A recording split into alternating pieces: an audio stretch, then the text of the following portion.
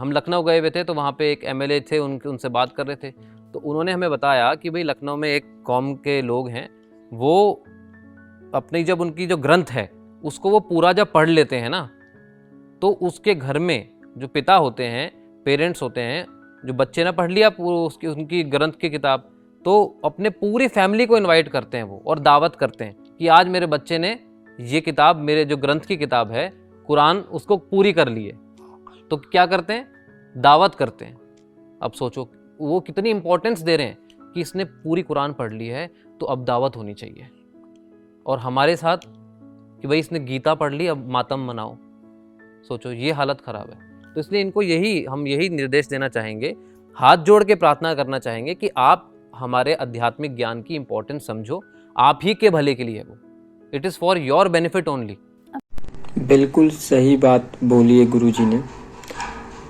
हम लोग अपने ग्रंथ की तरफ बिल्कुल भी नहीं जा रहे हैं, जबकि ये बात मैंने खुद अपनी आंखों से देखी है कि इस्लाम धर्म में अगर बच्चा पूरी कुरान पढ़ लेता है या इवन रोज़ा भी रखता है ना, एक दिन का भी, जो शुरुआत करता है रोज़ा रखने की, मैंने उनको भी देखा है कि उनको बहुत अच्छे से उनके गले में माला वगैरह डाली जाती है, मतलब बिल्कुल ऐसे खुशी बताई जाती है, जाहिर की जाती है कि बताया नहीं जा सकता। और हमारे धर्म में बोला जाता है भैया आप सिर्फ क्रिश्चियंस के, आप सिर्फ क्या बोलते हैं, जो ये क्रिश्चियन स्कूल में पढ़ रहा हो ना, उसमें जो किताबें आती है ना जिसमें आपको बाबर औरंगजेब के बारे में बताया जाता है, वो पढ़ो अकेले, इंग्लिश से मतलब रखो। इंग्लिश पे तो इतना फोकस हो गया अब इंडिया में है कि जैसे इंग्लिश ही हमारी मदर टंग थी बचपन से।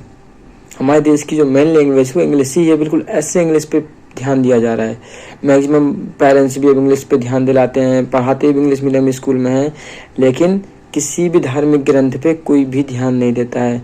ये नहीं बोला जाता है कि आप सन्यासी बनिए, और ना कोई सन्यासी बन सकता है, लेकिन कम से कम हर एक बच्चे को, हर एक पेरेंट्स को, इंडिया में रहने वाले जितने भी सनातनी हैं, सबको अपने धार्मिक ग्रंथों की जानकारी होनी चाहिए, उन्हें पढ़ना चाहिए, उनमें क्या क्या लिखा है।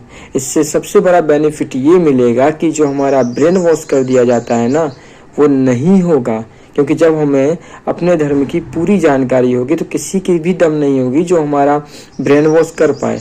हम सामने वाले को रिप्लाई दे सकते हैं,